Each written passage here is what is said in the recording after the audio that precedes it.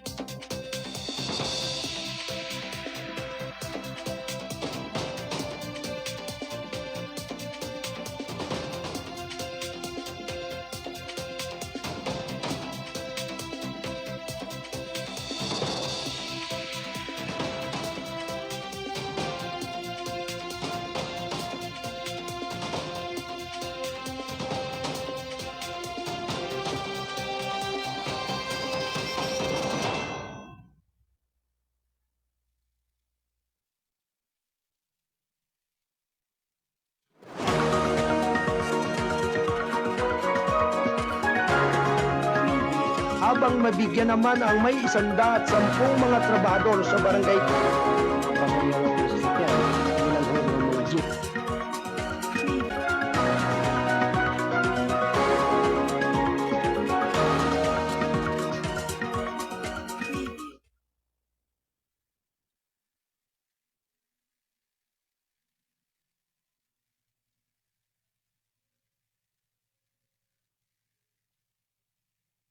Yo! Casado Broadcasting Service, KBS-AM, Lunes hanggang Biyernes, laging on air. Servisyo publiko, hatid namin sa masa. Let's go! Let's go! Sa mic at sa camera, laging alerto. Kuya Alan Valenzuela Bordeos, CEO, boss ng kwento. Si Kuya Arnold Aceveda Namuko, program director. Gabay at patnubay, balita at impormasyon, walang palya. Protector, when is Pino Lawson. News director, editor-in-chief. Issue ng lipunan natin sa tao, walang relief. Si Kuya Ben Aludo, prangkado, kay Kima ang handog. Kwento sa field, tapat at walang palusot. Casado Broadcasting Service, KBS, LLM, Diario, Radio, TV, hatid ang news pa. Serbisyo publiko sa bawat baryo at city. Team namin solid, mabilis, wagas at witty. Balita sa umaga, balita sa gabi. Mula sa radyo hanggang sa diaryo, di kami mabibi. Kuya Alan, Kuya Arnold, Kuya Wayne at Kuya Ben. Teamwork solid, wala atrasan, walang talo sa laban. Reporta sa field, editor sa studio. Mabilis na balita, hatid sa bawat kilo.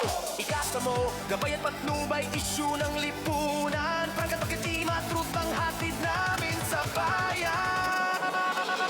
Casado Broadcasting Service, ABS, LLM, Diario, Radio, TV, hatid ang news pa. Serbisyo publiko sa bawat baryo at city.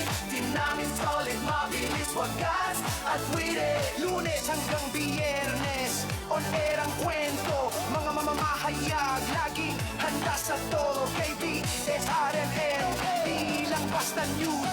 Hatid namin sa masa, truth na wala abuse. Casado Broadcasting Service, KBSRMN, balita, serbisyo, hatid sa bawat tao. Pamdi namin solid, mabilis at totoo. Ikasa mo, gabay at patnubay, issue ng lipunan, pagkatok na ima. Hatid ang totoong kwento.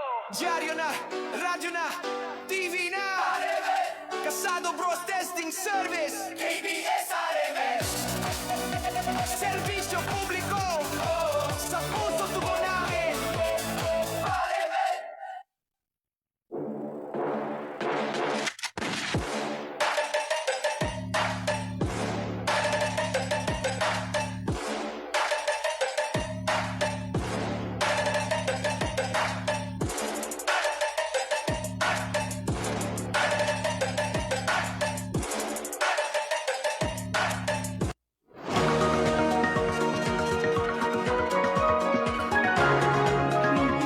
habang mabigyan naman ang may 110 mga trabador sa barangay.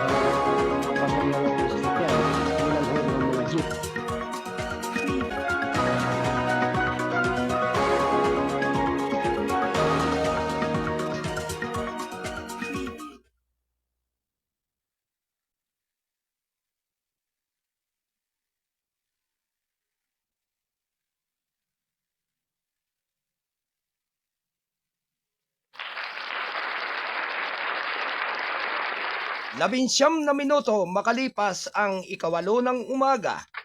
Ito ay hatid ng TBS RMN News. Dyaryo na TV pa.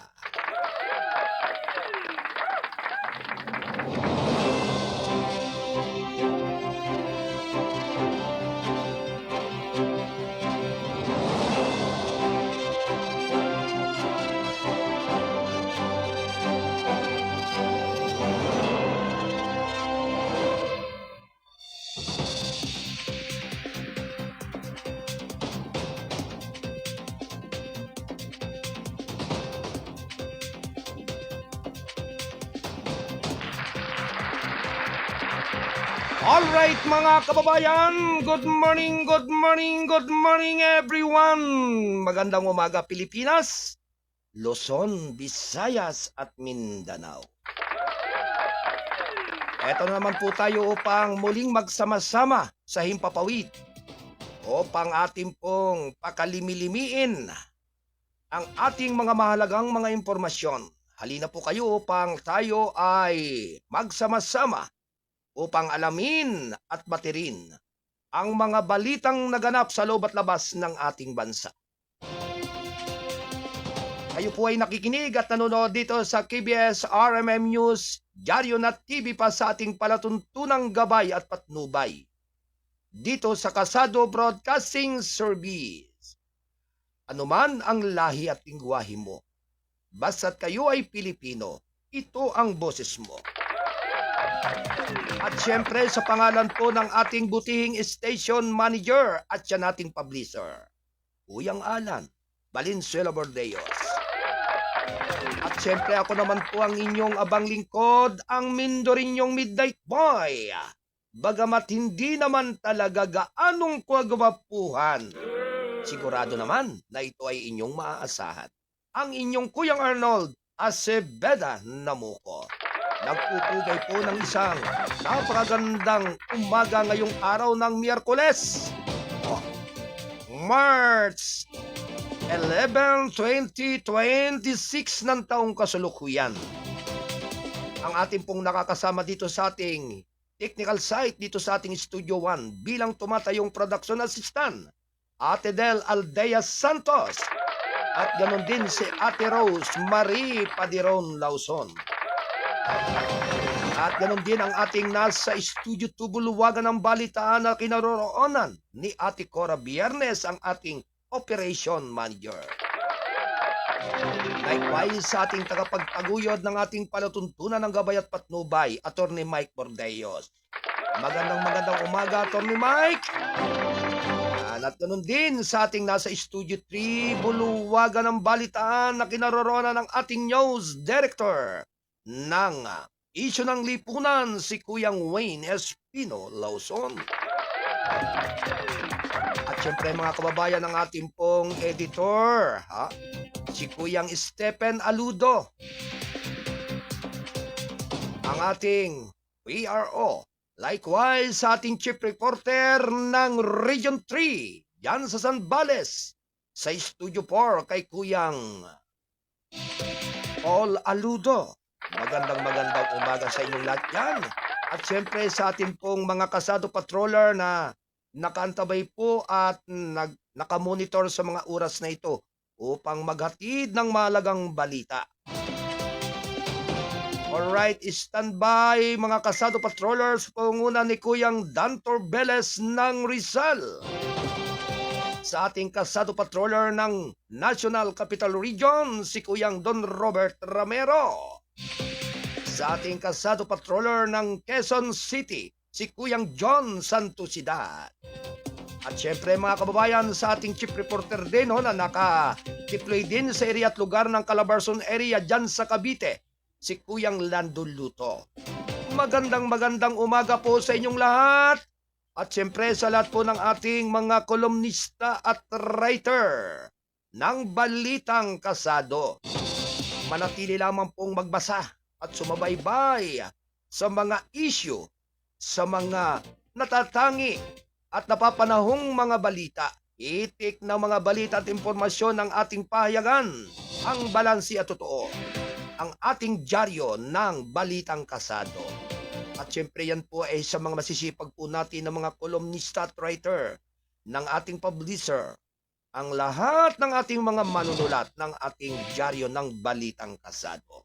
Manatili lamang pong subaybayan at magbasa nito. At syempre, higit sa lahat, manatili rin po ang inyong pagsubaybay, panonood at pakikinig dito sa ating himpilan ng responsabling mga mamamahayag. 24 na minuto makalipas ang 8 ng umaga. Ito ay hatid ng Balitang Kasado, ang pahayagang balansi at totoo. National Newspaper. At siyempre, mapagpalang umaga po sa lahat ng ating mga kapulisan at kasundaluan dito sa ating Republika ng Pilipinas, sa tanggapan ng ating mga punong barangay, sangguniang barangay, sa ating tanggapan ng punong bayan at sangguniang bayan, sa ating tanggapan ng punong lungsod at sangguniang lungsod, likewise sa lahat ng ating tanggapan ng sangguniang panlalawigan at sa ating punong lalawigan, sa lahat ng mga nagtatrabaho sa ating legislative office, sa iba't ibang dako ng ating area ng National Capital Region at sa iba't ibang dako po ng mga lalawigan, sa ating Executive Office. Magandang umaga po sa ating butihing Pangulo na Republika ng Pilipinas, Ferdinand Bongbong Marcos Jr. At syempre sa lahat din po ng ating mga bantay kalsada bantay lansangan. Mapagpalang umaga sa inyong lahat dyan at naway manatili ang kayusan ng trapiko sa iba't ibang area ng Metro Manila.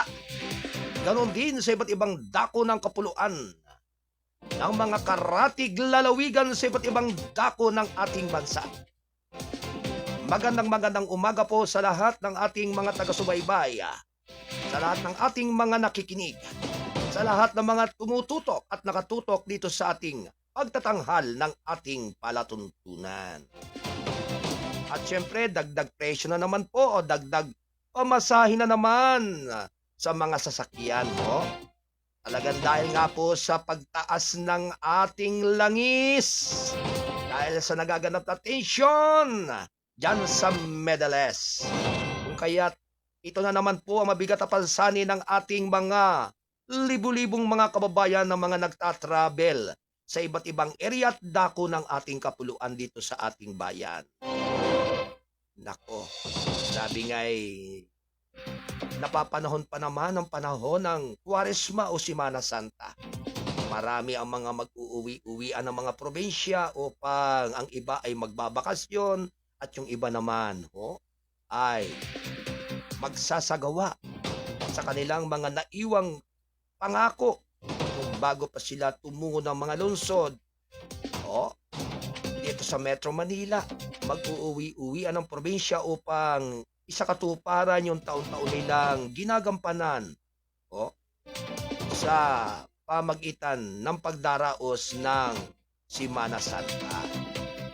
At marami pong lugar dyan sa area po ng lalawigan, ng Batangas, ng Mindoro ang patuloy na pong nagdaraos ng pabasa ng mahal na pasyon. Yan. At yan po ay ginagampanan tuwing ganitong panahon po ng mahal na araw.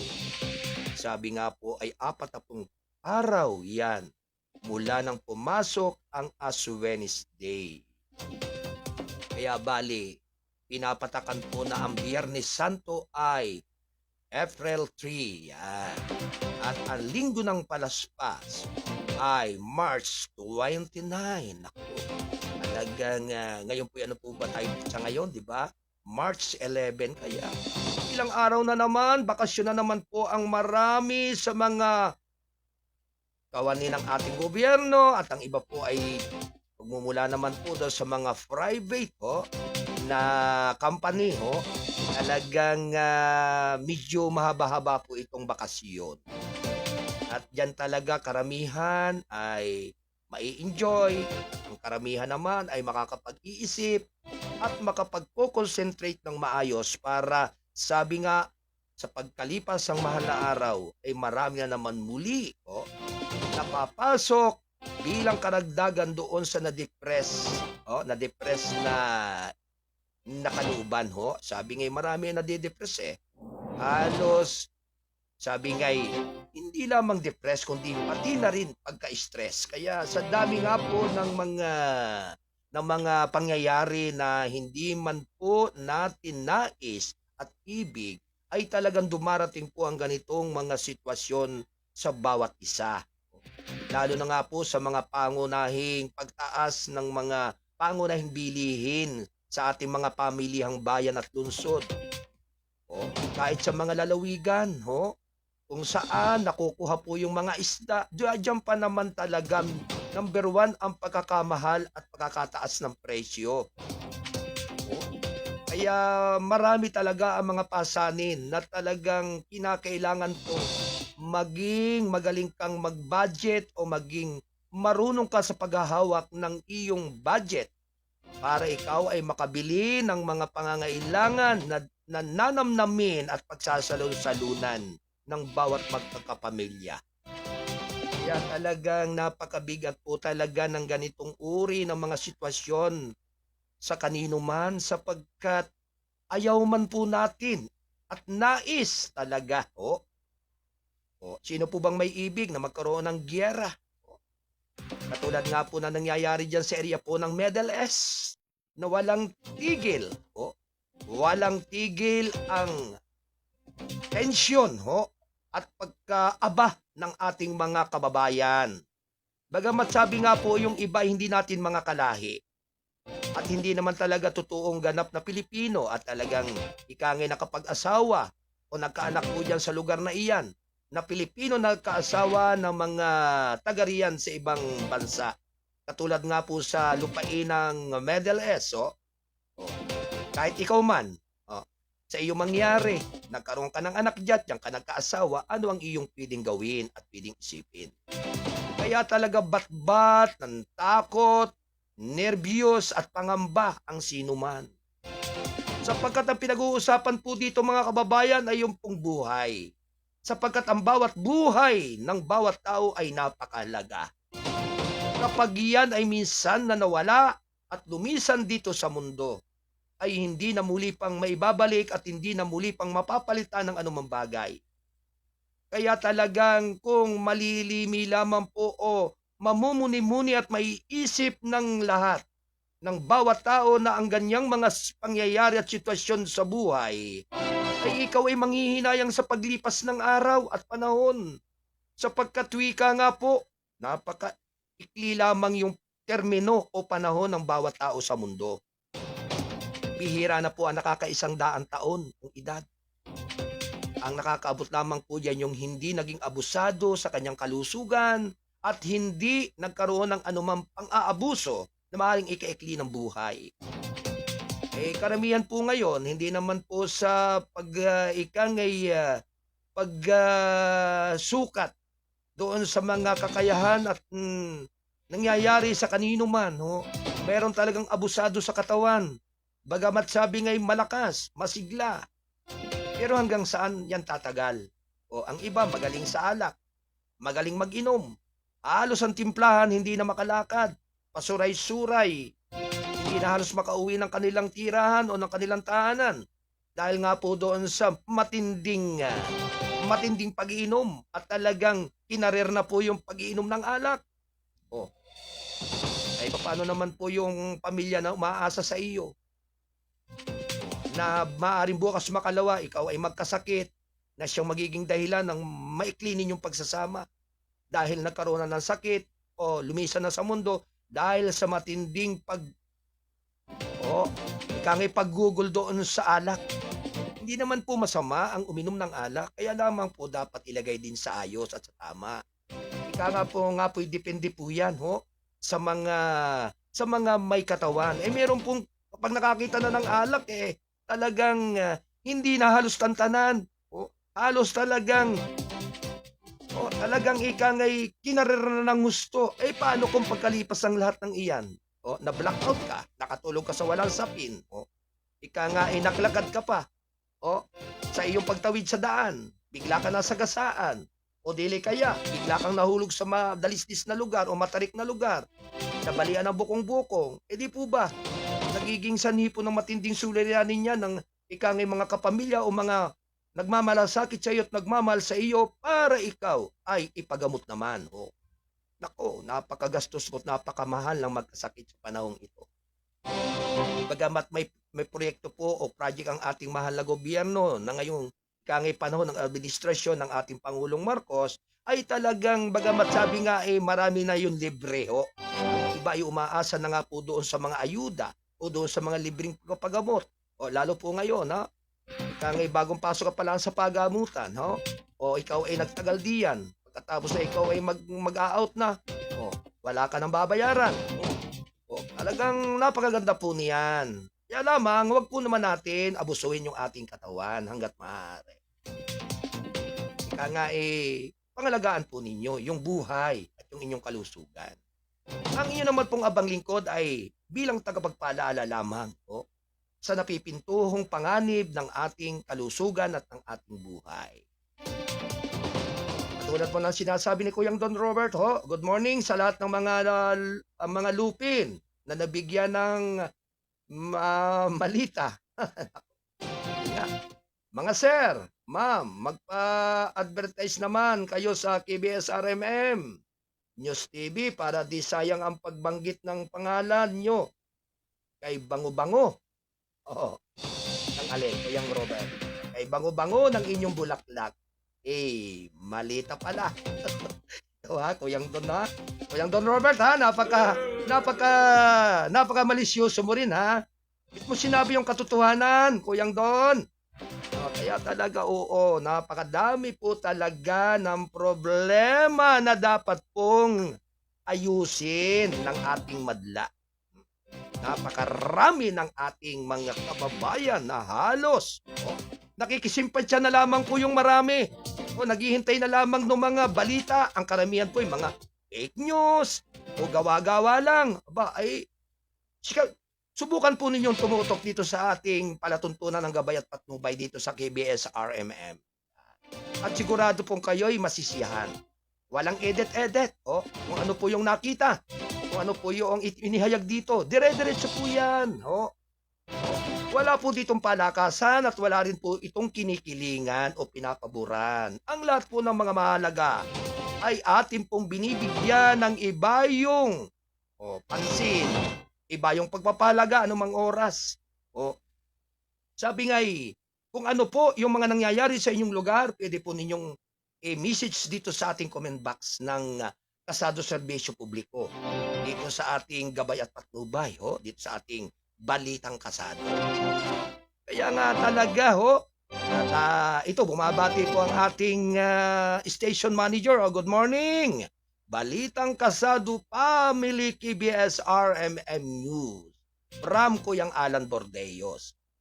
Alam mo Kuyang Alan, talagang sa madalas nating ikangay pagpalya ng ating palatuntunan ay dahil nga po sa dami ng inaasikaso ng ating publisher at ng inyong program director.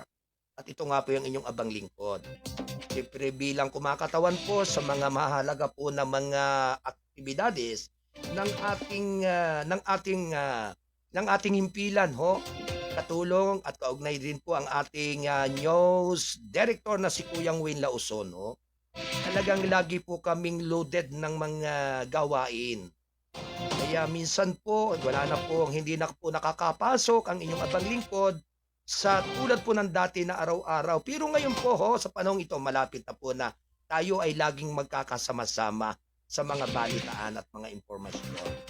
Anyway, good morning kay Brother Daryl Villaluna ng Lungsod ng Calapan.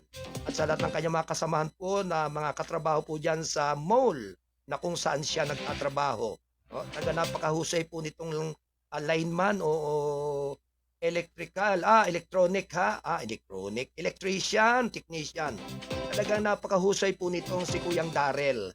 At talagang specialist po yan at yan po ay pinagpapangapangagawa nalos. Dahil bakit nga po ba? Dahil nga po sa siya'y eksperto na, pulido pa yung kanyang mga ginagawa. Kaya talagang nagtitiwala sa kanya ang buong mulho dyan sa lungsod ng Calapan. Sa kanyang pagiging matapat at maayos na serbisyo. Hindi lamang po yan, pati ang ating isang kasado patroller na si Kuyang Ricardo Esleta, si Kuyang Loloy, isang specialist mechanic electrical din ng iba't ibang uri ng sasakyan. Maging ito man po heavy equipment, ito man po ay mga 4 wheels, 2 wheels, lahat po. Overall po siya dyan. At hindi lamang po yung ating isa pong kasado patroller ng Pasig, si Kuyang Gerald Gasek. Ganon din talagang mechanic specialist at electrical. Yan. Kaya talagang marami po tayong mga kasamahan po dito sa ating responsabling mga mamamahayag na may mga kanya-kanya po talagang kaalaman na nagbibigay serbisyo hindi lamang sa pagbabalita po. Yan. Kaya talaga mga minamahal ko mga kababayan, lagi po tayong tumutok at antabayanan at lagi po nating tandaan ang oras ng ating pagtatanghal, ang official time. 8 hanggang 10 ng umaga. At kung hindi man po tayo naka-eksakto sa oras na yon, may 2 oras po tayong laging ilalaan. Siyempre, ang ating pong station manager ay talagang laging iyan po ay nakaalalay sa atin para sa bigay. Mailahad po natin ng buong buo ang lahat ng mga balita. Kaya sana po, lagi tayong manalangin, magdasal, at magbigay kahalagahan sa ating kapwa. Lalo na ngayong panahong ito. Kailangan po natin ng tulong at awa ng ating Panginoon Diyos para ang lahat po ng mga suliranin na dinaranas ng bawat sambayanan o ng bawat Pilipino, ng bawat tao ay maging mapayapa sa pamagitan sa pagkabasbas at pagkakaloob ng magandang kapalaran ng ating may kapal.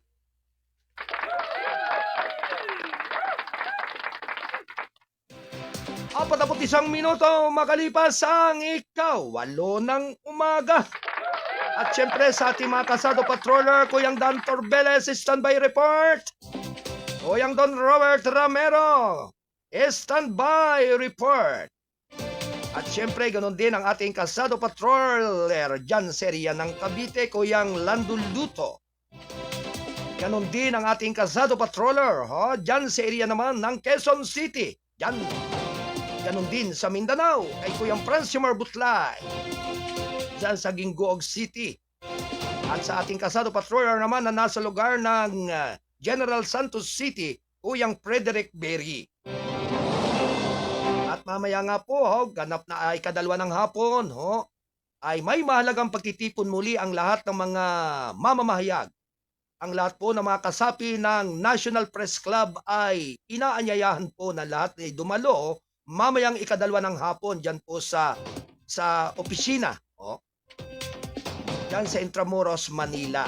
Kaya ang kahit po ang inyong abang lingkod mamaya, 10 po ng ating mga kasamahan ng Kasado Broadcasting Service ng Balitang Kasado ay tutulak po mamaya ng Intramuros upang dumalo sa mahalagang pagkikita-kita, mahalagang meeting, mahalagang pagdaraos ng ikaayos at ikaunlad ng samahan ng National Press Club dito sa ating bansang Pilipinas. Kaya congratulations po sa lahat. Kaya mamaya po, Kaya pinapaalaala lamang po natin sa ating mga minamahal na mga kasamahan. Anyway, mga kababayan, dumako muna po tayo sa ilang mga mahalagang mga balita. Round 1. Ready, go!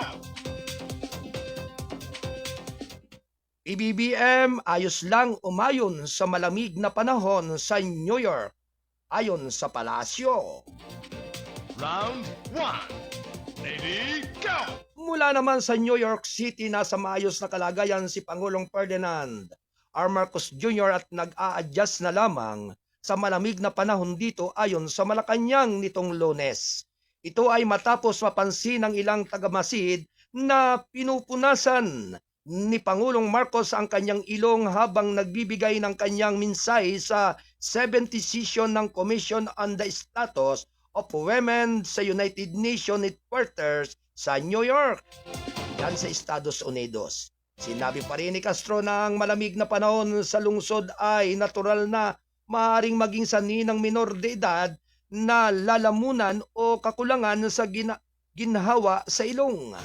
Hindi ko po natanong kung siya ay may sipon, pero siguro dahil sa sobrang malamig, baka normal lang. Sinabi niya sa mga reporter, idinagdag pa niya na nakaranas pa siya ng bagyang pangangati sa lalamunan dahil sa init ng panahon. Iniyak niya na sa publiko na nananatiling nasa mabuting kalagayan ng Pangulo sa panahon ng kanyang pagmamalagi dito. Kahit nga po tayo, ako nga po, medyo kumakati-kati ang lalamunan. Siguro normal lang sa weather pero okay, sabi niya. Ang mga alalahanin tungkol sa kalusugan ng Pangulo ay itinaas matapos siyang masuri na may diverticulitis sa isang kondisyon ng pagtunaw sa kinasasamputan ng pamamaga ng maliliit na supot sa kulon. Thank you. 45 minutos makaraan ang ganap na ikawalo ng umaga. Ito'y hatid ng balitang kasado, ang pahayagang balansi at totoo.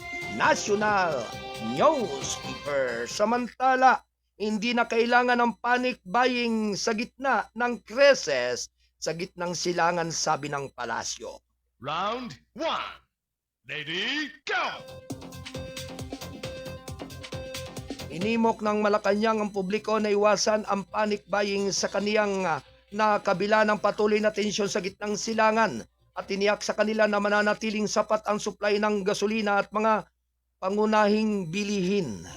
Sa isang press briefing sa Hilton Garden Inn, sinabi ni Palos Press Officer Claire Castro na ang pagsubaybay ng gobyerno ay magpapakita lamang ng hindi pangkaraniwang paggalaw ng presyo ng mga mahalagang kalakal sa Metro Manila at iba pang mga riyon. Sa ngayon po, ang sabi naman po tulad ng aking sinabi kahapon sa DTI, wala naman daw pong movement ng price sa mga basic commodities natin sa NCR at sa ibang mga riyon, sabi ni Castro. Pinayuhan pa rin ni Castro ang publiko na agad na i-report sa DTI at Department of Energy ang anumang abnormal na pagtaas ng presyo. Sinabi niya na ang mga presyo ng gasolina ay inaasahang tataas simula Martes dahil sa mga pandaigdigang pag-unlad. Ngunit ang mga kumpanya ng langis ay nangako na ipapatupad ang pagsasayos sa isang staggered na batayan. Sa kabila ng mga kawalang katiyakan na dulot ng patuloy na tensyon sa gitnang silangan, sinabi pa rin ni Castro na hinihimok ng gobyerno ang publiko na maghanda ngunit huwag gumamit ng panic buying. Hindi po kailangan magkaroon ng panic buying dahil kumpleto naman po at enough na po ang supply, lalong-lalo na ang ating fuel at ang ating mga basic commodities, sabi niya. Inulit ni Castro ang bahala laban sa hoarding at profiteering na nagsasabing magsasagawa ng legal na aksyon ang gobyerno laban sa mga lumalabag. Kapag kayo ay nahuli na, lumalabag sa batas, nahuli na, nag-heard or umaksyon o gumawa ng profiteering, hindi po kayo tatantanan ng ating pamahalaan. Dahil kayo po mismo ay madidimanda at kakasuhan, sabi niya. Why, thank you. 48 minutos makalipas ang ganap na ika-8 ng umaga. Ito'y atid ng KBS RMN News, Diaryo na TV pa. Samantala, Marcos pinatunayan bilang Urgent Fuel Excise Tax Cut Bill ayon sa palasyo. Round 1. Lady, go! Nakatakdang sertipikahan ni Pangulong Ferdinand R. Marcos Jr. ang panukalang batas na magbibigay ng kanya ng emergency powers para bawasan ang fuel excise taxes ayon sa Malacanang nitong Lunes. Sa pagsasalita sa mga reporter, sinabi ni Palace Press Officer Claire Castro na itinuturing ng Pangulo na napapanahon ang pagpasa ng panukala lalo na sa gitna ng umiiral na alalahanin sa presyo ng gasolina. Yes, of course, yan po yung nakikita po ng Pangulo at lalo po at napapanahon ito sa ngayon. Sinabi pa rin ni Castro nang tanungin kung nakikita ni Pangulong Marcos ang pangangailangan na sertipikahan ang panukalang batas bilang kagyat. Lalo pa rin ni Castro na ang Department of Finance, ang Office of the Executive Secretary at ang Office of the President ay nakikipag-ugnayan ngayon upang makatulong na mapabilis ang pagpapasa ng panukalang excise tax cut. Idinagdag pa niya na kapag naglabas na ng committee report ang Kongreso, maaaring maglabas ang Pangulo ng Certification of Urgency para mapabilis ang pagpasa. Panukalang batas, nagtutulungan po ang opisina po ng DOF, OAS at ng Office of the President para po mabigyan agad ng oras ang pagsasagawa ng batas. Patungkol po dito, sabi ni Castro, kapag po natapos na po at magkaroon na po ng committee report ay magkakaroon po ng certification of urgency na siya ang Pangulo po mismo ang magbibigay dagdag niya. Layunin ng panukalang batas na bawasan ng excise rates na ipinataw sa mga produktong petrolyo upang maibsan ang epekto ng pagtaas ng presyo ng gasolina. Ang panukala ay tinuturing na isa sa mga contingency measures na naglalayong matugunan ang pagtaas ng presyo ng gasolina sa gitna ng lumalalang krisis sa gitnang silangan. Tiniyak ni Pangulong Marcos sa publiko na pansamantala lamang ang planong pagbawas ng excise tax. Why, thank you.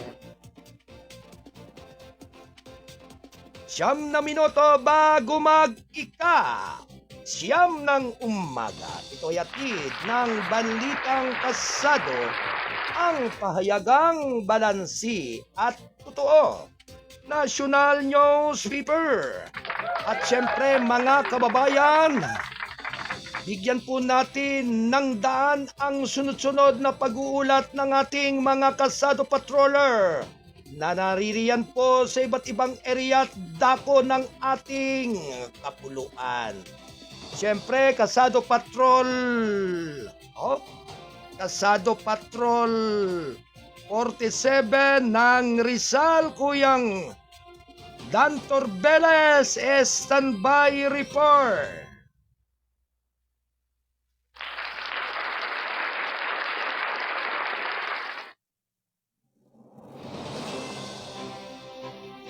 Walong minuto bago magika 9 ng umaga. Ito'y atid ng Balitang Kalsado, ang pahayagang balansi at totoo.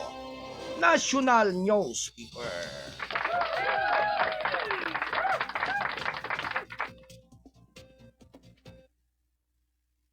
Kalsado Patrol Report.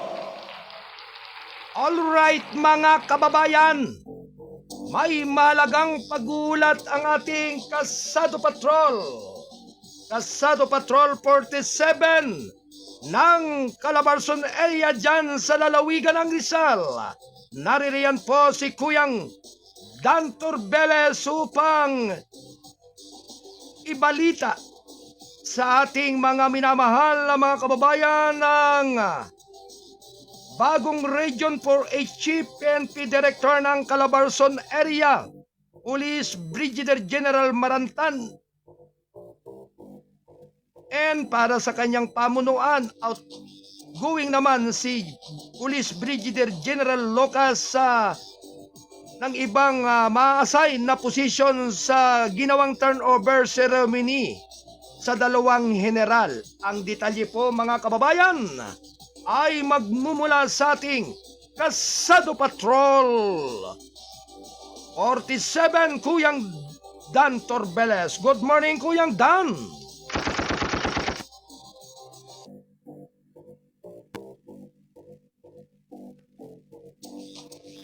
Sa bagong Regional PNP Director ng Calabarzon 4A sa 5 probinsya, Cavite, Laguna, Batangas, Rizal at Quezon. Ito ang hamon naman ng ating sambayanan Pilipino ng Calabarzon Area 4A at iba pang mga PNP officials sa itinalagang bagong Regional Director PNP na mabuwag anya at masawata ang mga illegal tulad ng mga sugal lupa sa 3 probinsya. Kasama na ang Talamak na itinuturing na paihi sa 4 na probinsya, Quezon, Batangas, Cavite at Laguna. At ang Talamak na sugal lupa na may peryahan o pergalan sa 3 probinsya naman ng Rizal, Laguna at Cavite. Pawang ang mga nabanggit na paihi at mga peryahan ay namamayagpag umano ang mga may-ari ay mayroon umano payula sa mga PNP chief mula sa baba hanggang sa taas na ranggo.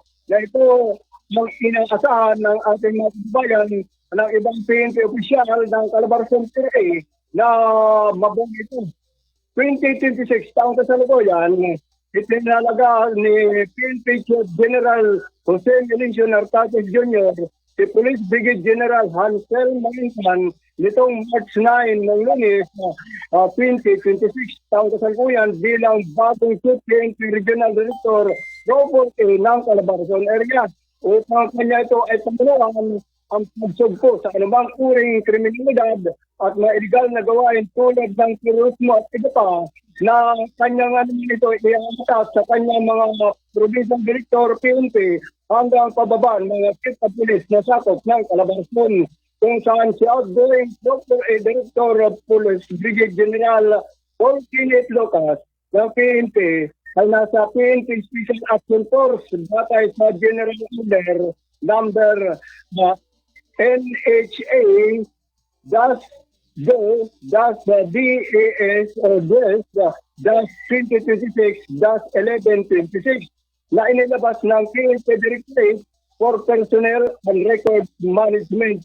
Samantala, sakop na pamunuan ni Brigadier General Marantan ang Calabarzon Area 4A, Cavite, Laguna, Batangas, Rizal, Laguna, Quezon, kung saan naniniwala naman ang ilan PNP official sa kanyang dito kay General Marantan na kanyang masusugpo ang mga talabak ng problema, ang mga illegal na droga, kriminalidad, terorismo, mula itong sinasabi din ng mga pakiwi na mga kumano, kasama na ang mga uring illegal na sugalyan na nabanggit na kanyang nasasakupan dito sa Calabarzon.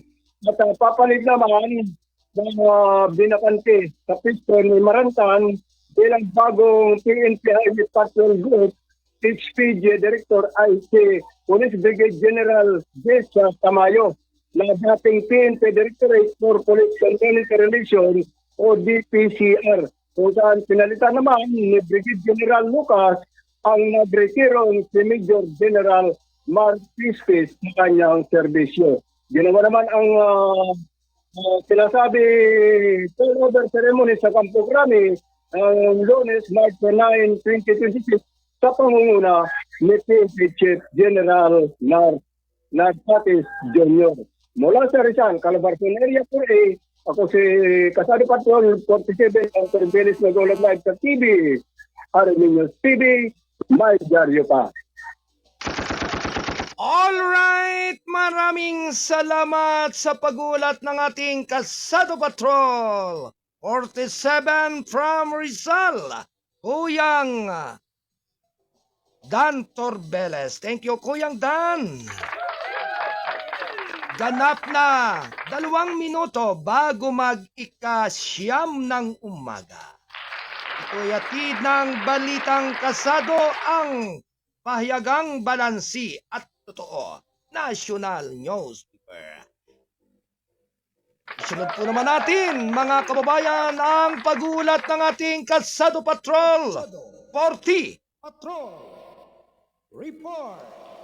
Ito po ay may kinalaman, mga kababayan. Mimis ni President Marcos Jr. viral ngayon sa SACMED. Ang detalye ay magmumula sa ating Kasado Patrol 20. Alright, Kuyang Don Robert, good morning. Yes, good morning Kuyang Arnold, mga kaibigan. Viral ngayon sa social media ang meme si Pangulong Marcos Jr. habang pinipiestahan ng mga ralyesta ang tinutuluyang apartment o yung hotel sa New York at iba pang lugar sa bansang Amerika. Dahil sa purmang-purma ang kasuutan nito sa karakter ni Arsene Lupin III na tinaguriang The Gentleman's Thief. Sinabi ni dating Commission on Audit Commissioner Attorney Rowena Guanzon na nakita niya na ito na posted sa kanyang Facebook. At ayon sa abogada, ang suot ni PBBM Jr. na may sombrerong fedora, salamin at pulang scarf na may kasama rito yung kanyang jacket na ikinukumpara ng ibang mga netizen na purmang-purma ang karakter mula naman sa Japanese anime na The Lupin III. Ayon sa isang netizen na si Marian Sanchonko, bagay kay PBBM Jr., ang nasabing larawan na parang si James Spader na ang kanyang ninanakaw ay ipinamumudmod sa mga tao. Mula sa National Capital Region, Don Robert Ramiro nag-uulat para sa PBS RMM News. Diyan na, TV pa. Alright, maraming salamat sa pagulat ng ating Kasado Patrol 20 ng National Capital Region. Mula pa rin kay Kuyang Don Robert Ramiro. Thank you, Kuyang Don. Inihatid na ang oras sa 1 minuto makalipas ang ganap na ika-siyam ng umaga. Ito'y hatid ng balitang kasado, ang pahayagang balansi at totoo, National Newspaper. Samantala, mga kababayan, isunod po naman natin ang pag-uulat ng ating Kasado Patrol 25 mula po dyan, serya naman at lugar ng Cavite. Naririyan si Kuyang Landon Luto, ang ating chief reporter. Ito po, mga kababayan, ay may kinalaman. Balasahan sa PNP Calabarzon 4A, may bago ng police director. Ang detalye ay magmumula sa ating Kasado Patrol 25. Kasado Patrol Report. Alright, Kuya Landon Luto, good morning!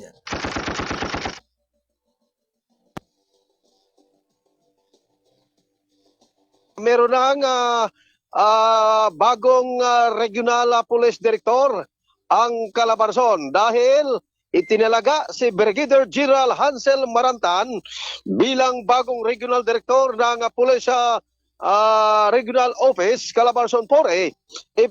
Nag-epektibo ito, Kuya Arnold, noong araw ng Lunes na ngayon ng Miyerkules na ngayon, noong Marso 9, 2026.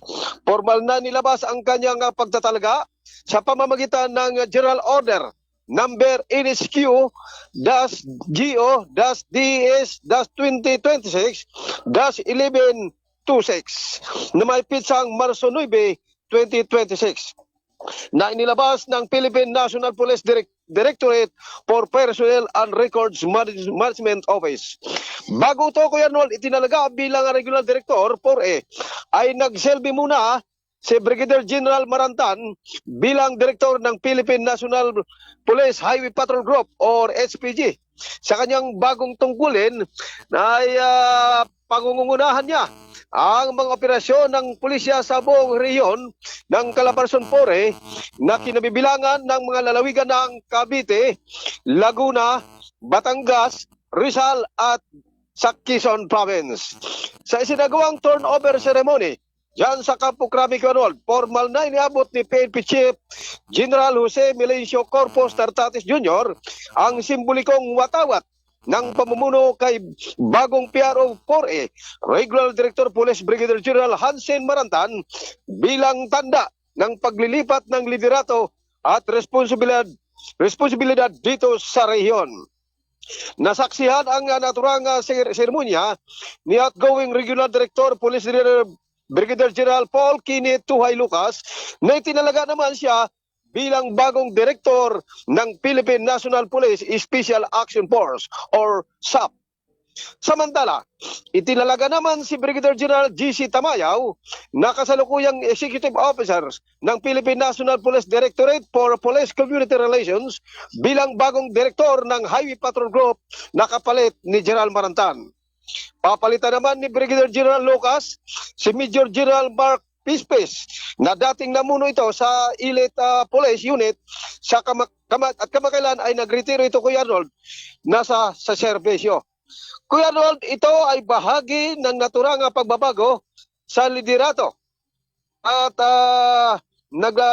liderato ng patuloy na reorganisasyon sa loob ng Philippine National Police na naglalayong palakasin pa ang operasyon ng pulisya, papaigtingin ang kakayahan at pamumuno at higit pang mapabuti ang kahusayan ng organisasyon sa buong bansa. Mula dito sa lalawigan ng Cavite, Region 4 Calabarzon, Patrol 25, ako si Double L, Kuya Lando Luto, nag-uulat para sa KBS RMB News, Diaryo na, TV pa. Maraming salamat, back to you, Colonel. Maraming salamat sa pag-uulat ng ating Kasado Patrol. 25 mula pa rin po dyan sa area ng Calabarzon, si Kuyang Lando Luto. Alright mga kababayan, isunod po naman natin ang pag-uulat ng ating Kasado Patrol 1 mula kay Kuyang Alan Bordeos. Alright, Kuyang Alan, is standby report. Kasado Patrol report.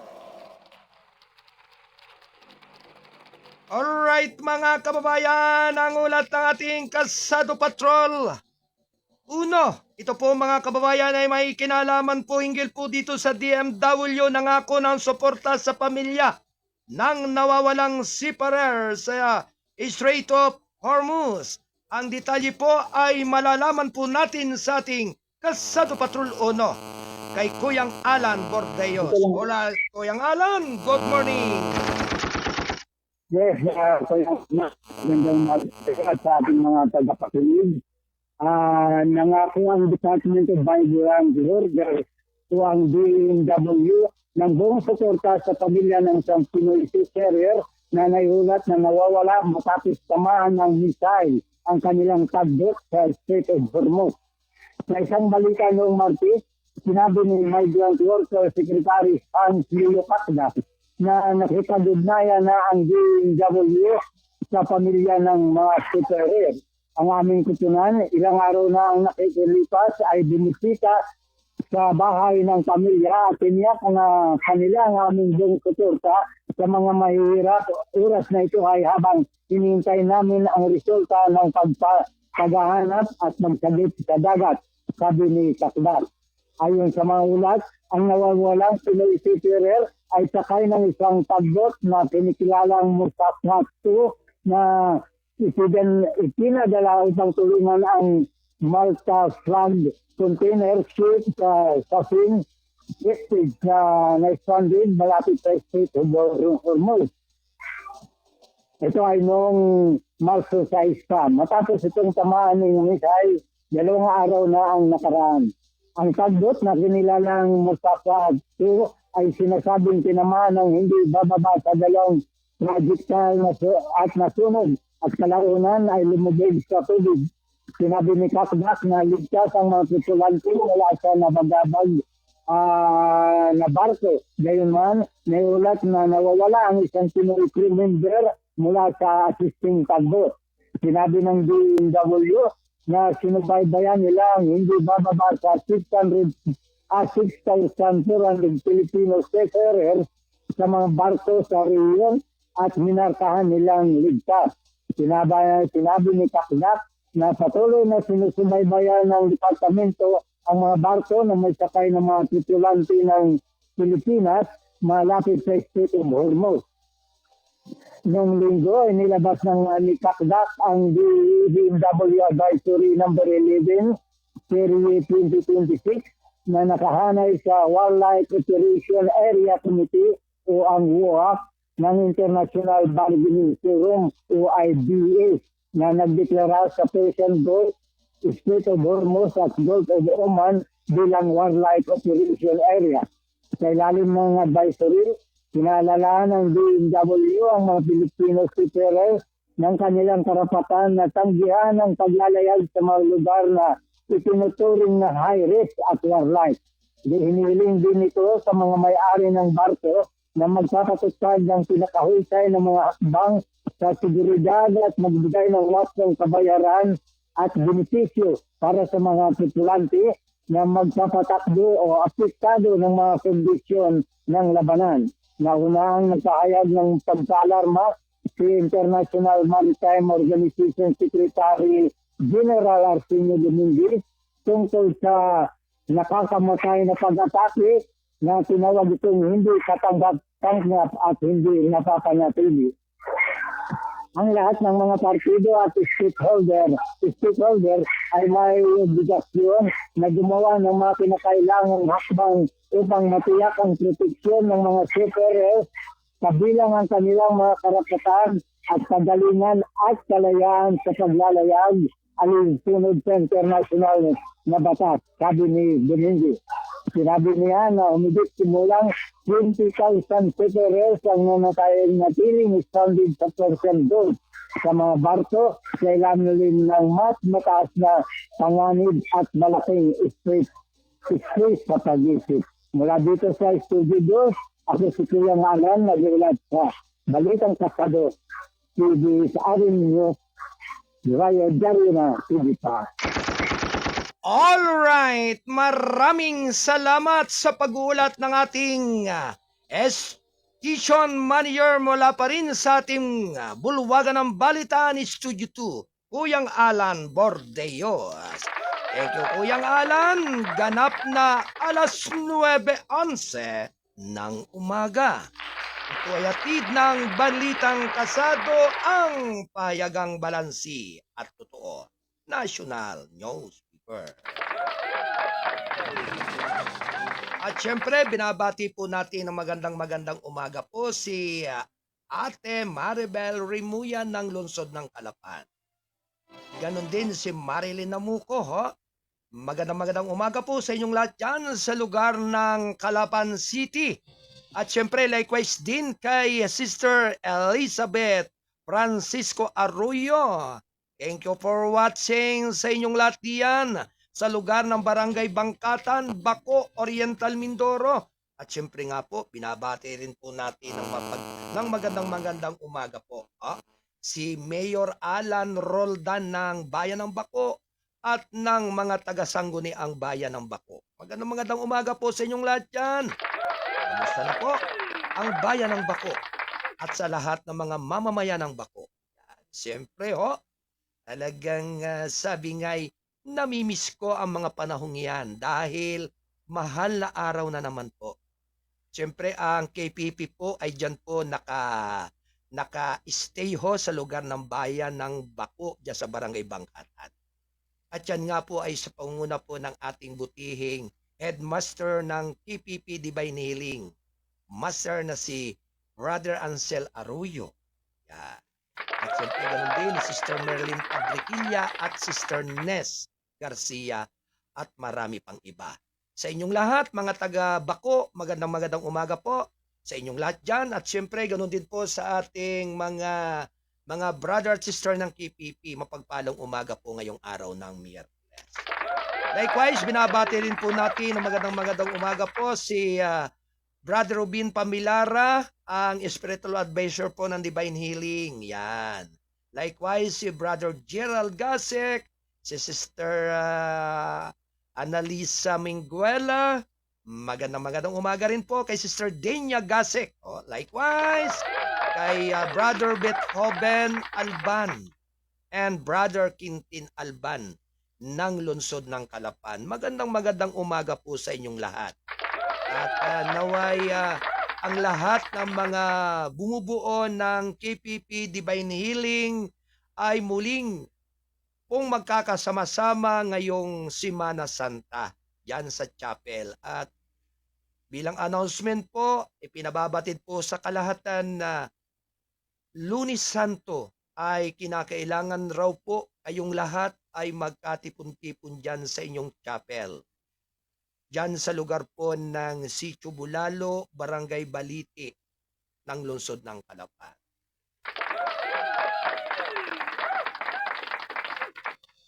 Alas 9:14 ng umaga, ito'y atid ng KBS RMM News, Dyaryo na TV pa. At narito mga kababayan ng ating mga karagdagang mga balita. Round 1. Lady, go! Pangulong Marcos pinatunayan bilang urgent fuel excise tax cut bill ayon sa palasyo. Round 1. Lady, go! Nakatakdang sertipikahan ni Pangulong Ferdinand Marcos Jr. ang panukalang batas ng magbibigay ng kanya ng emergency power para mabawasan ang fuel excise tax ayon sa Malacanang nitong Lunes. Sa pagsasalita ng mga reporter, sinabi ni Palace Press Officer Claire Castro na itinuturing ng Pangulo na napapanahon na ang pagpasa ng panukala lalo na sa gitna ng umiiran na alalanin sa presyo ng gasolina. Yes, of course, yan po yung nakikita po ng Pangulo at lalo po at napapanahon ito sa ngayon, sinabi ni Castro. Nang tanungin kung nakikita ng Pangulo ang pangangailangan ng sertipikahin o ang panukalang batas bilang kagyat, sinabi pa rin ni Castro na ang Department of Finance o DOF, ang Office of the Executive Secretary o OES at ang Office of the President ay nakikipag-ugnayan na ngayon upang makatulong na mapabilis ang pagpapasa ng panukalang excise tax cut. Idinagdag pa niya na kapag naglabas na ang committee report, ang Kongreso maaaring maglabas ang Pangulo ng certification of urgency para mapabilis ang pagpasa ng panukalang batas. Nagtutulungan po ang opisina ng DOF, OES at ang Office of the President para po mabigyan agad ng oras ang pagsasagawa ng batas. Patungkol na rin po dito, sabi ni Castro. Kapag po natapos na po at nagkaroon na po ng committee report, ay makakaroon po ng certification of urgency na siya ang Pangulo po mismo ang magbibigay dagdag niya. Layunin ng panukalang batas na bawasan ang excise rates na ipinataw sa mga produktong petrolyo upang maibsan ang epekto ng pagtaas ng presyo ng gasolina. Ang panukala ay tinuturing na isa sa mga contingency measures na naglalayong matugunan ang pagtaas ng presyo ng gasolina sa gitna ng lumalaking krisis sa gitnang silangan. Iniyak pa rin ng Pangulo na sa publiko na pansamantala lamang ang planong pagbabawas ng excise tax. Why, thank you. 17 minuto makalipas ang 9:00 ng umaga. Ito'y hatid ng balitang kasado, ang pahayagang balansi at totoo. National Newspaper. Samantala mga kababayan, tuloy-tuloy lamang ang ating balitaan. Tayo po ay nasa ikalawang bahagi ng ating pagtatanghal ng gabay at patnubay dito sa Kasado Broadcasting Service, RMM News, Diaryo na TV pa. Dito sa ating palatuntunan ng gabay at patnubay, ito pa rin ang inyong abang lingkod, ang inyong Kuyang Arnold Acebeda na mungko. Bastos na pag-uugali ng manggagawa ng DMW sa mga OFW sa Barin, ikinainis ng Pangulong Bongbong Marcos. Round 1. Lady, go! Nagpahayag ng pagkadismaya si Pangulong Ferdinand R. Marcos Jr. sa bastos na pag-uugali ng isang kawani ng Migrant Workers Office o MWO sa Barin sa mga overseas Filipino workers. Ayon pa rin sa Malacanang nitong Lunes, ayon kay Palace Press Officer Claire Castro, inatasan ni Pangulong Marcos si Department of Migrant Workers, Secretary Hans Leo Cagdac na imbestigahan at aksyonan ang insidente. Sinabi ni Castro na hindi hayaan ng Pangulo na madulas ang insidente o madulas ang insidente na ikinasangkutan ng empleyado ng MWO Barin na si Anthony Alermo, lalo na matapos mag-viral sa social media ang video ng engkwentro. Hindi po ito ikinatuwa ng Pangulong, nagalit siya para sa ating mga OFWs para sa pagmamaltrato ng ilang public servant. Ang utos ng Pangulo, tulungan lahat ang ating mga kababayan, mga OFWs, lalong-lalo na yung mga naiipit ngayon sa nangyayari sa Middle East, ayon kay Castro. Sinabi pa rin ni Castro na hindi natutuwa ang Pangulo matapos makita ang viral video na nagpapakita ng umano'y pagmamalupit ni Alermo sa mga OFW. Binigyan din niya na ang isang kawani na ang pamahalaan ay hindi dapat abusuhin ang autoridad o tratuhin ang kapwa Pilipino ng may pagmamataas, at idinadagdag na ang mga walang pakikiramay ay walang lugar sa administrasyon. Ang taong walang puso sa pagsisilbi ay walang puwang sa administrasyon ni Pangulong Ferdinand R. Marcos Jr., sabi niya. Kung hindi po ninyo nais na magsilbi sa ating mga kababayan ng buong puso, kayo na po ang voluntaryong bumitiw sa inyong posisyon. Iniutos pa rin ni Cagdac na ang pag-recall ni Alermo sa viral clip.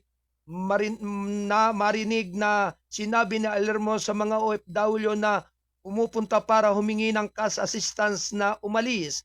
Tapos na raw ang pamamahagi at wala nang available na pundo. Ikinalungkot ng ilang OFW sa video na naglakbay sila mula sa malalayong lugar para tumanggap ng tulong at sinabing dapat ay naglabas na ng paunang abiso ang MWO na natapos na ang pamamahagi. Why, thank you. 21 minuto makaraan ang 9:00 ng umaga. Samantala, PS na muling sasali sa ICC sa ngayon, sabi ng palasyo. Round 1. Lady, go! Sinabi ng Malacanang nitong Lunes na hindi na muling sasali ang Pilipinas sa International Criminal Court sa ngayon. Sa isang press conference sa Hilton Garden Inn, sinabi ni Palace Press Officer Claire Castro na hindi nagbabago ang posisyon ni Pangulong Ferdinand R. Marcos Jr. hinggil dito. Hindi nagbabago yung stand ng Pangulo, hindi pa rin po tayo ngayon magre-rejoin sa ICC. Yan lang ang binitawan sa akin ng salita ng Pangulo, sabi ni Castro. Formal na umalis ang Pilipinas sa ICC noong Marso 17, 2019, isang taon matapos bawiin ang Rome Institute. Noong Marso 2018, ipinag-utos ni dating Pangulong Rodrigo Duterte ang pag-alis ng Pilipinas sa Rome Institute na lumikha ng ICC kasunod ng paunang pagsusuri ni dating taga-usig Puto Bensuada sa mga umano'y krimen na ginawa sa panahon ng kanyang madugong giyera laban sa droga. Kasalukuyang nakakulong si Duterte sa ICC Detention Center sa The Hague, Netherlands. Naharap siya sa mga krimen laban sa sangkatauhan na ginawa umano dahil sa kanyang giyera laban sa droga na isinagawa sa pagitan ng Nobyembre 1 taong 2011 at Marso 16 noong taong 2019. Why, thank you. 23 minuto makalipas ang ikasyam ng umaga. Samantala, 383 milyong pisong droga na samsam sa 54 pushers na huli sa unang linggo ng Marso. Round 1. Lady, go! Nasamsam ng mga otoridad ang halagang 383 milyong pisong halaga ng illegal na droga at inaresto ang 119 na suspek sa mga operasyon na isinagawa mula Pebrero 27 hanggang Marso 6. Sa isang pahayag nitong Martes, sinabi ni Philippine Drug Enforcement Agency PDEA Director General Isagadi Neres na 85 operasyon na isinagawa sa buong bansa sa panahon na iyon. Kabilang na sa mga nasamsam ang droga na 46,021.2 gramo na pinaghihinalaang shabu, 212,416 halaman ng marijuana, 225,055.66 gramo naman ang pinatuyong dahon ng marijuana, 10,000 seedlings, 2,000 gramo na mga tangkay at 3,983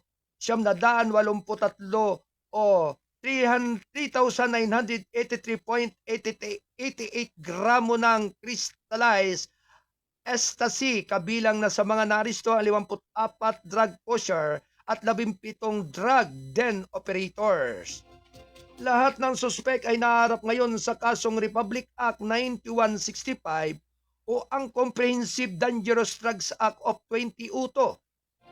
Ang mga nasamsam na item ay nasa kustodiya ngayon na para sa forensic examination at paglilitis sa korte. Ang operasyon ngayong linggo ay kumakatawan sa isang makahulugang tagumpay para sa sambayan ng Pilipino, sabi ni Neres.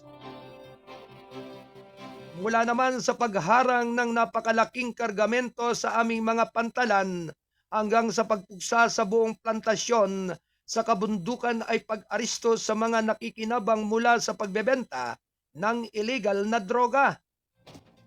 Ipinapakita namin ang isang walang humpay buong bansa na diskarte at sa problemang ito. Why, thank you. 25 minuto makaraan ang ganap na ikasyam ng umaga. Ito ay atid ng Balitang Kasado, ang pahayagang balansi at totoo. National News ito. Samantala mga kababayan, nagbabalik ang ating Kasado Patrol 25. Mula pa rin po diyan mga kababayan sa area at lugar po ng Calabarzon dyan sa Cavite. Naririyan po si Double L upang ihatid ang mahalagang balita hinggil naman po dito mga kababayan dito sa sinasabing ito po ay hinggil po dito sa formal na rin na nagsampa ng kaso ang ama ng biktima ng heseng laban sa mga suspect. Ang lahat ng iyan ay sa buong detalye po ng ating Kasado Patrol 25 ng Calabarzon area dyan sa Cavite. Naririyan po si Double L upang kanyang ihayag. Alright, Kuya Lando, standby report.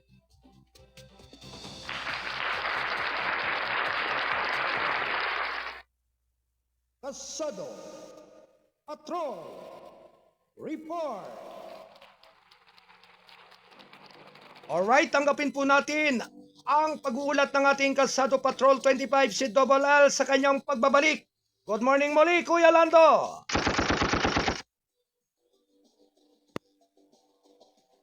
Harold, at sa aking pagbabalik mga kaibigan, formal na nagsampa ng kasong pagdamag sa Anti-Hissing Act of 2018 sa Dasmariñas City Prosecutor Office si Ginoong Alcido, ang ama ni Mark Kenneth Alcido laban sa 15 membro ng Tau Gamma Pi Fraternity.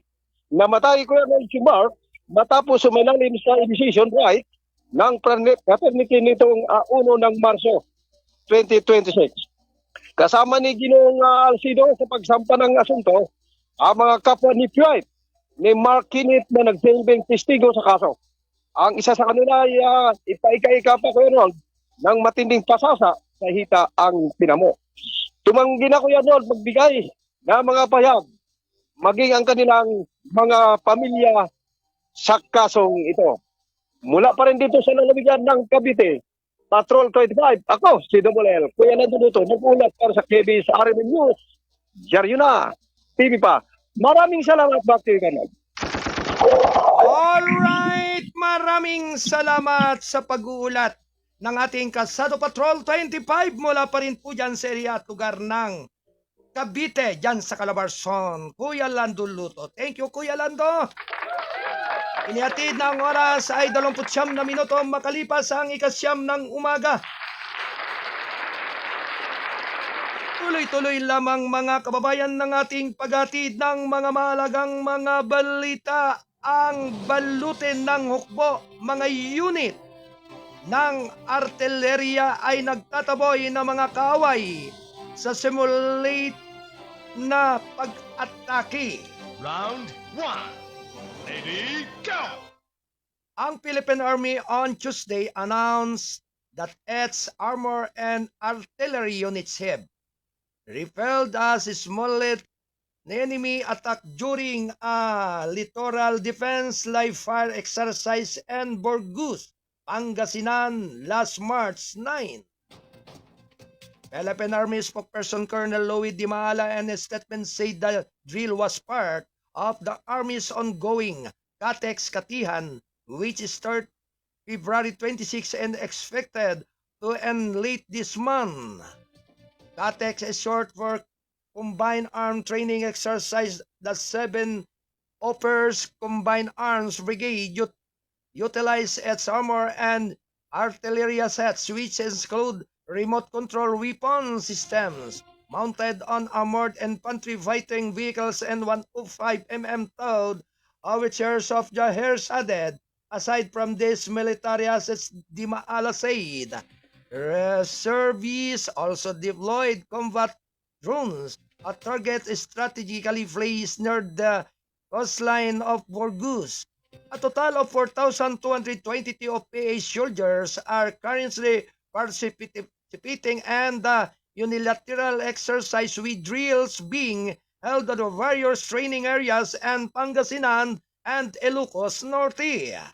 The littoral defense drill is one of the key highlights of the ongoing third iteration of CATEX Katihan, which tests the Army's land defense concept and support of the external security operations. The Philippine Army spokesperson Di Maala also said Philippine Army Chief Lieutenant General Antonio Naparrete personally witnessed the live fire drill, documented that the participating troops. He added that the Army Chief of vis-a-vis of the directing Philippine Army units to train hard to meet the challenge of the fires, challenging global and regional security landscape.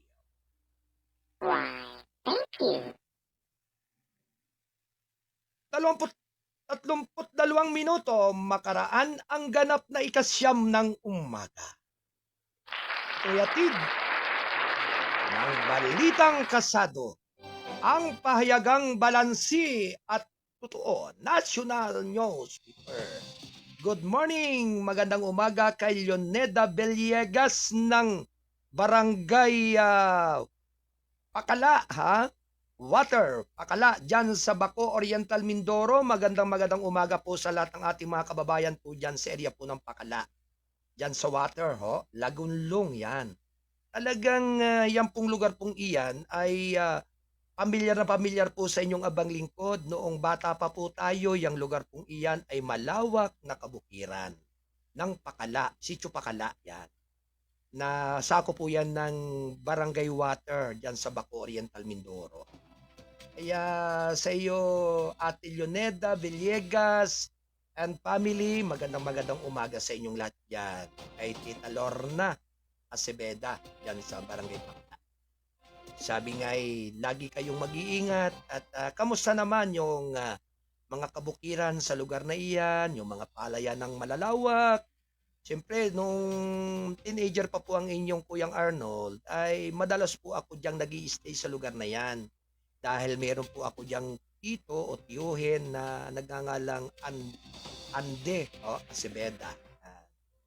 Talagang doon sa kanyang kalawakan ng kanya pong palayanan dyan sa ereyang yan, ay napakadami po dyan ng mga gulay.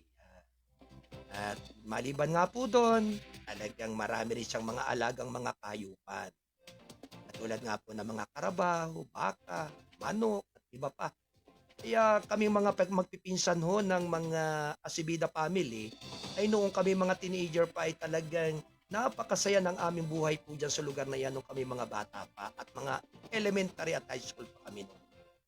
Kaya talagang kami po ay paboritong mga pamangkin po ng aming tiyuhin dyan na ngayon po ay nasa kumabilang buhay na si Tito Ande Acebeda na esposo po ni Tita Lorna. Kaya sa pamagitan kaya natutuwa ako sa iyo, Ate Leonida Villegas, na kahit papaano ay nagparandam ka rin sa akin sa palatuntunan ito. Kaya medyo naikwento ko yung mga ilang parte na naging experience po ng inyong Kuyang Arnold sa ereyang iyan. Nung panahong yon talagang napakasaya at napaka maaliwalas ang ating naranasan noong tayo'y teenager pa. With up sa lahat po ng ating mga minamahal mga kababayan dyan, magandang umaga po sa inyong lahat. Anyways, mga minamahal kong mga kababayan, tuloy-tuloy lamang po ang ating paghahatid ng mga halagang balita. Tayo po ay nasa ikalawang bahagi ng ating pagtatanghal ng ating palatuntunan ng gabay at patnubay. Ito pa rin ang inyong abang lingkod, ang inyong Kuyang Arnold Acebeda Namupo. Luis PHC activities to continue despite oil crisis. Round 1. Lady, go! Despite the spiraling fuel price brought about by the ongoing conflict in the Middle East, all military activities relate to the protecting the West Philippine Sea will continue, ranking Philippine Navy official said Tuesday. Magpapatuloy ang lahat ng aktibidad ng AFP para sa taong ito sa operational in nature as our mandate that should be accomplished, sabi ni Philippine Navy spokesperson for the West Philippine Sea na si Rear Admiral Roy Vincent Trinidad.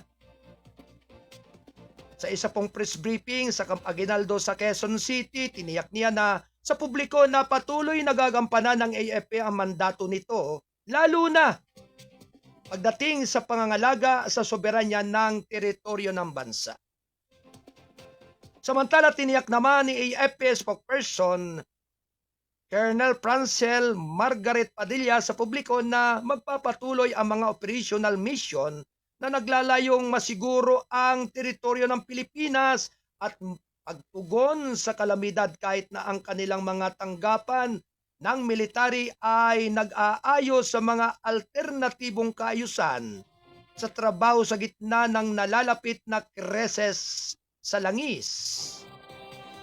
Sinabi pa rin ni Padilla na nakahanda ang AFP na ipatupad ang mga nararapat na hakbang labang tinitiyak ang nananatiling walang tigil ang pangunahing misyon nito na protektahan ang sambayanang Pilipinas at pangalagaan ang ating pambansang seguridad. May mga ENERCON measure po tayo support of the greater national effort while administrative office may eventually adjust our work agreements depending on the guidelines that is going to be set. Ang mga our operational missions po natin continue 24/7. Whether It is territorial defense, disaster response, or internal security operations. Continuous po natin itong gagampanan, idinagdag niya. Why, thank you. 38 minuto makaraan ang ikasyam ng umaga. Kayatid ng PBS RMM News, dyaryo na TV pa. Samantala House Panel, okay ang panukalang batas na nagpapahintulot sa PBBM na bawasan at suspindi ng fuel excise tax. Round 1. Lady, go! Inaprobahan ng House Committee on Ways and Means ang panukalang batas na pagpapahintulot kay Pangulong Ferdinand R. Marcos Jr. na suspindihin o bawasan ng excise tax na gasolina sa gitna ng tensyon sa Middle East. Ang substitute bill ay partikular na sa pagpapahintulot ng Pangulo na bawasan ang excise tax sa mga produktong gasolina kung ang average na presyo ng krudo sa Dubai ay lumalampas sa $80 bawat bariles sa loob ng isang buwan bago ang suspensyon o pagbabawas ng excise tax. Gayunpaman, ang suspensyon ng buwis sa gasolina ay maaari lamang ipataw sa loob ng 6 na buwan. Nakasaad din ang panukalang batas na ang Pangulo ay magkakaroon lamang ng karagdagang autoridad hanggang Disyembre at 31 sa taong 2028. Malugod na tinanggap ni late Representative Ferdinand Martin Romualdez ang pag-aproba ng substitute bill na nagsasabing bibigyan nito ang Pangulo ng kakayahang umangkop sa pagtugon sa krisis sa langis at pagkasumpungin ang presyo at tutulungan ang mga mamamayan. Lalo na ang mga mahihirap at mahihina, ang suspension o pagbabawas ng excise tax ay magiging malaking ginhawa naman sa ating mga mamamayan sa panahong ito ng pagtaas ng presyo ng gasolina. Ang suspensyon ay mangangahulugan ng pagbaba naman ng presyo ng tingi ng 6 na piso hanggang 10 piso bawat litro. Sabi ni Romualdez sa isang pahayag. Ang House Bill number 5779 ni Romualdez ay isa sa 15 panukalang batas at 2 magkasanib na resolusyon na inatalakay ng House Committee on Ways and Means sa pagdinig nito noong Martes. Minungkahin niyan na permanenteng iwaksi ang excise tax sa mga produktong langis at magbigay ng pangmatagalang kaluwagan sa publiko. Yun sana ang perpektong panukala, ngunit nauunawaan ko rin ang pangangailangan para sa giyera na patuloy na umaasa sa bilyon-bilyong koleksyon ng excise tax para sa mahalagang serbisyong panglipunan, sabi niya. Kasabay nito, nananawagan siya sa mga kumpanya ng langis na ibunyag ang dami ng kani-kanilang mga inventaryo kung saan sila nagbayad na ng excise leaves. Ginawa niya ang panawagan matapos ang mga pahayag na ginawa sa pagdinig ng mga kinatawan ng kumpanya ng langis na kailangan muna nilang maubos ang kanilang mga stock kung saan sila nagbayad ng excise tax bago nila na maipakita ang pagbaba ng presyo ng tingi. Dapat rin nilang ideklara kung aling mga umiiral na stock ang ebebenta kasama ang excise taxes at kung aling papasok na supply ang ebebenta ng walang mga buwis na ito upang maayos na gabayan ng ating mga kababayan, sabi ni Romualdez.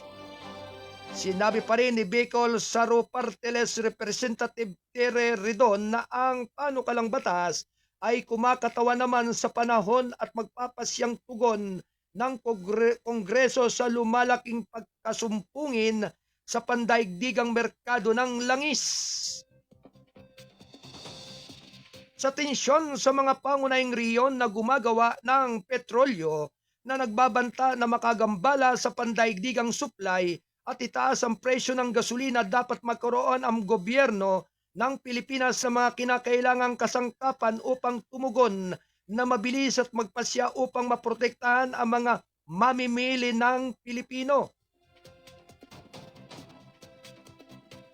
Sabi pa rin ng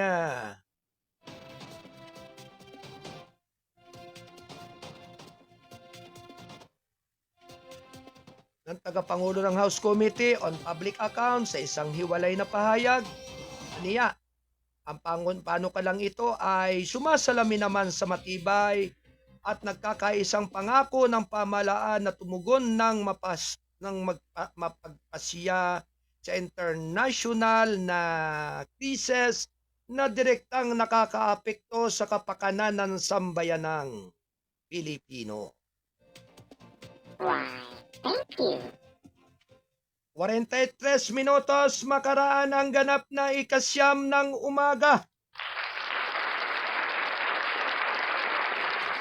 Samantala, BOC nagpadala ng 102 milyong piso mula sa auksyon ng mga nasamsam na Diskaya luxury cars. Round 1.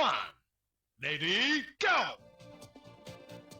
Samantala, nagbigay ng 102.2 milyong piso ang Bureau of Customs sa gobyerno mula sa auksyon ng siyam na luxury vehicles na may kaugnayan sa pamilya Diskaya. Sa isang seremonya sa bakuran ng BUC at Port Area, Maynila, iniabot ni Commissioner Ariel Nepomuceno ang mga nalikom kay Bureau of the Treasury Representative Jericho Cadorna, Officer in charge ng Complaints and Investigation Division. Ang halaga ay nagmula sa ilang mga pampublikong auksyon na ginanap sa mga nakaraang buwan. Ang matagumpay na auksyon at na turnover ng mga nalikom na ito ay nagpakita ng determinasyon ng Bureau of Customs na ipatupad ang batas habang tinitiyak na ang mga nakuhang ari-arian ay ibabalik sa sambayan ng Pilipino at gagamitin upang suportahan ang pambansang pag-unlad, sabi ni Nepomuceno. Nauna nang nakumpiska ng BUC ang 13 high-value vehicles mula sa mag-asawang sina Pacifico Carly at si Sara Rowena Sara Diskaya dahil sa paglabag sa Customs Modernization and Tariff Act.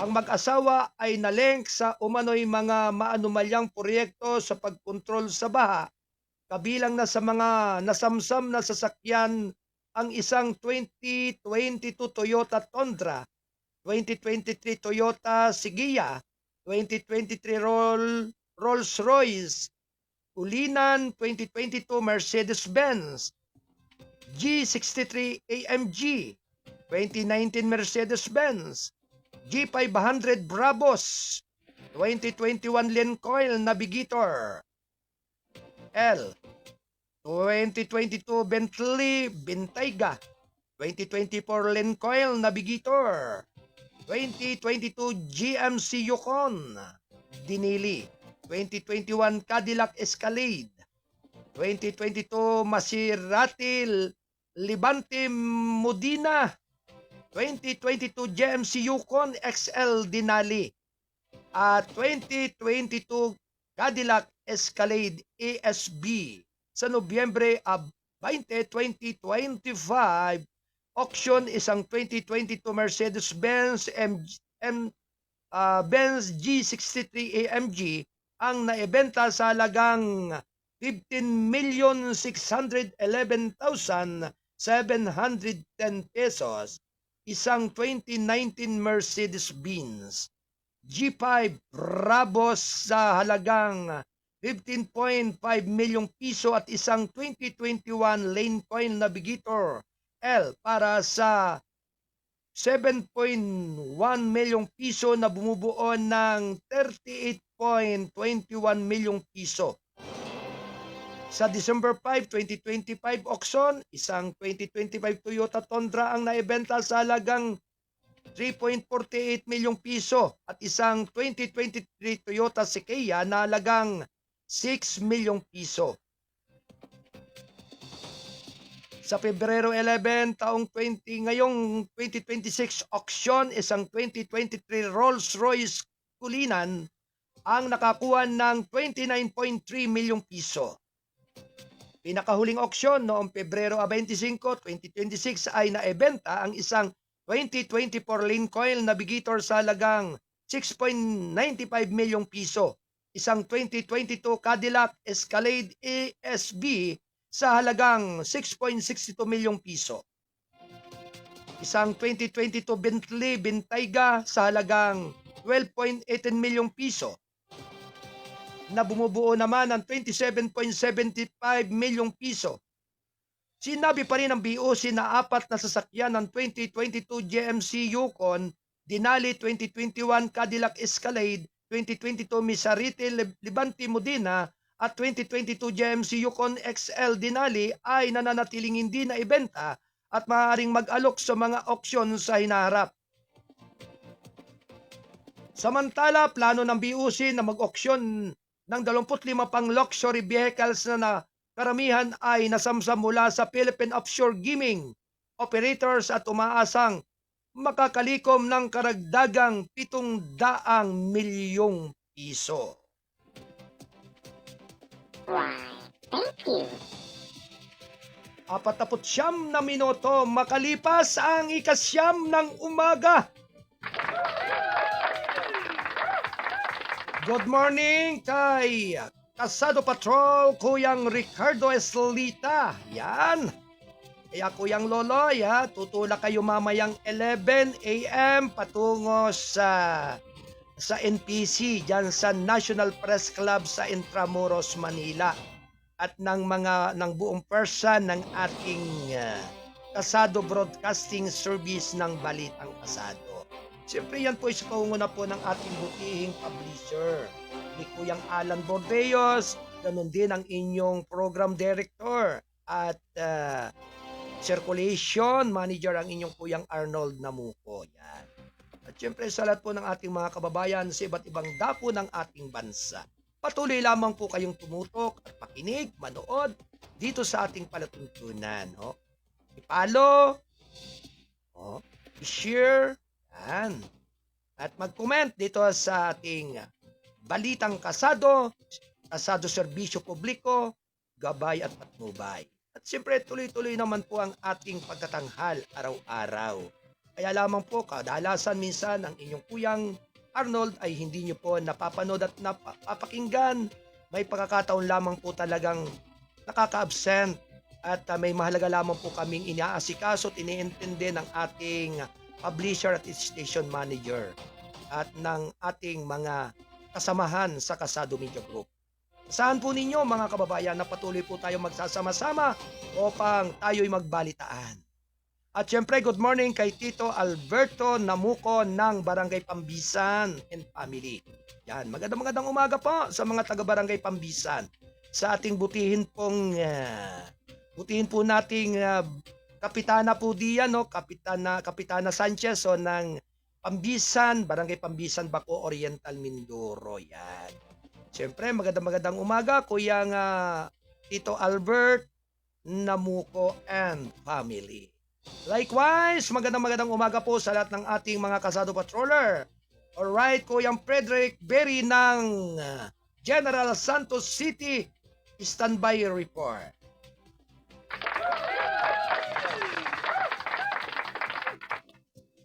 Samantala sa lahat po ng ating mga minamahal na mga kababayan na patuloy pong nagsusubaybay at nakikinig araw-araw, patuloy lamang po ninyong panatilihin ang inyong pagtutok, panonood at pakikinig ng ating malaganap na palatuntunan ng Gabay at Patnubay dito sa ating himpilan ng responsabling mga mamamahayag dito sa KBS RMM News TV.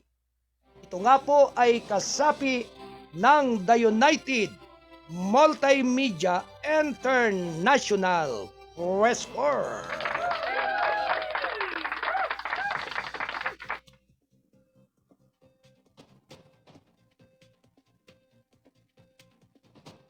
Alright. Nasa linya po ang ating Kalsado Patrol ang ating Kalsado Patrol 13 ng Mindanao ho. O yung Frederick Berry is standby report. Siya po ay may mahalagang pag-uulat mula sa kanyang kinaroroonan dyan sa area at lugar ng Mindanao. Nasa Mindanao ka ba, Kuyang Chaplain? Sa mga oras na ito upang siya po ay magatid ng mahalagang balita dito sa ating programa ng Gabay at Patnubay dito sa Kalsado Broadcasting Survey. RMM News, Dyaryo na TV pa. Ganap na 7 minuto bago mag-ikasampu ng umaga.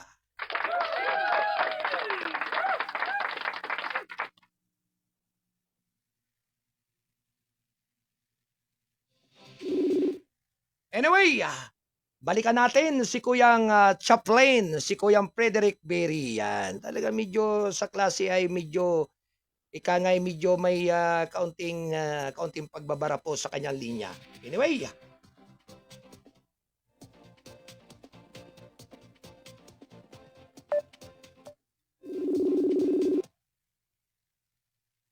ganap na 6 na minuto bago mag-ika-10 ng umaga.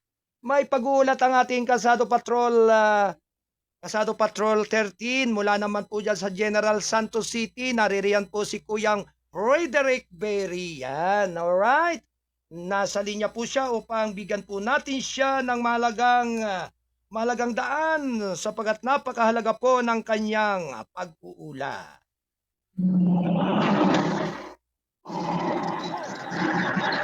Ako yung alam, Alright, good morning. Si Ate Fredeline. Okay, good morning. Magandang umaga sa inyo dyan.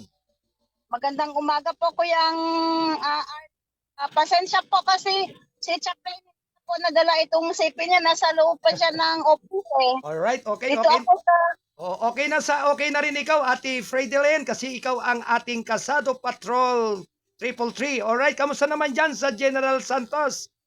Ate Bai? yes, opo. Maraming salamat po kuyang Arnold sa inyong patuloy na pagsubaybay sa amin. Yan ang update natin ngayon bilang Director General Luzon, Visayas, Mindanao. Ang update po natin ngayon kahapon kararating lang namin galing sa City Samar of Island, Garden City of Samar Island, na kung saan doon na naganap ang aming arrangement patungkol sa yung pangbibintang sa amin ng public scandal umano sa Mayor's Office at si Chaplain Frederick na dato binilanhanas na pinaratangan ng great threat umano sa kanilang mga tauhan. Yun ang ating update po, Kuyang Arnold, kasi nung nakaraang buwan, nung February, noon sana yun, nagkaroon sana kami ng 2 hearing, pero hindi po natuloy dahil nagkaroon po ng dialogo namin dyan sa DNR Central noong February 26, kaya hindi kami nakababa po rito. At yung isang update din na Sergeant, pinatawag tayo ng AS ng Tagum City na under sa investigation yung isang nasabing police officer doon sa Samar Island, yung si PCMS Prito, na atin siyang inireklamo dahil sa kanyang pagpakulong sa amin ng walang sapat na dahilan. Hindi nagkaroon ng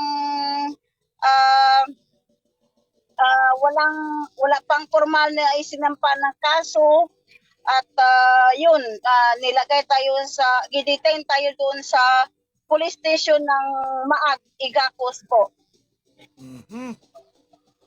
Ay, kamusta na naman, Ate Vai, ang ating mga kababayan dyan, ating mga tribong blaan? Kamusta naman ang kanilang kondisyon ngayon dyan sa area at lugar na kung saan sila ikangay marangal na namumuhay? Maganda naman po Kuyang Arnold dahil tuloy-tuloy naman din po ang ating pakikipaglaban at tuloy-tuloy din ang kanilang pamumuhay kahit sabihin natin maraming mga pagsubok sa buhay pero patuloy pa rin silang lumalaban sa pamamagitan ng paghihintay ng hustisya para sa kanilang lahat, para sa aming lahat. Yun ang isa pang update ngayon, nasa opisina ng Human Rights ang ating mga papeles para kasi dumulog ako sa kanilang tanggapan para nais kong magkaroon ng malakihang pagpupulong para maupuan ito galing ng City Legal ng General Santos City at si Mayor Lorely Geronimo Pacquiao at ng mga taga-NCIP at ng DNR at ito si Eduardo W. Bantilan, kasali dito si Leonardo Talona Fuentes at pati ito si Jemel Taluna at yung mga 16 clan din para pag-uusapan itong matagal na problema na hanggang sa ngayon nakabinbin pa kasi po mga Kuyang Arnold ayon sa dito sa ating mga natanggap na mga dokumento mula sa opisina ng City Legal, hindi nila alam kaya hanggang ngayon hindi pa namin nakuha yung 2% royalty ng mga katutubong blaan, particular sa 16 clan kasi nagdadalawang isip pa itong mga taga City Legal natin at yung sa LGU dahil hindi pa raw nila umano alam kung kanino ibibigay kasi marami pong nagkiklaim. At yun, sa pamagitan ng dialogo na yan, kasi nakita ko po yung pinaka dahilan ng problema, dalawa lang po. Dahil lang din ito na hindi pa kami na-recognize ng NCIP hanggang sa ngayon at yung LGU ng General Santos City. Okay, Kuya Ate Bai, at maraming salamat sa update na ibinigay mo sa ating mga kababayan sa mga oras na ito. Okay, tututukan natin yung inyong mahalagang misyon para may saayos at magkaroon ng kaalaman ng ating mga kababayan. Alright, Ate Bai. Kuyang Arnold, nais ko pong isabihin sa inyo, nandito na po si Dato. Maaari ko bang ibigay? Okay, sige, go ahead. Okay, Kuyang Chaflane, magandang umaga sa iyo.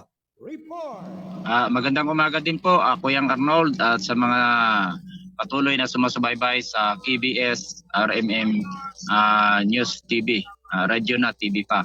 At kay Kuyang Alan at sa lahat ng ating mga reporter, no? Magandang araw po sa bawat isa sa atin.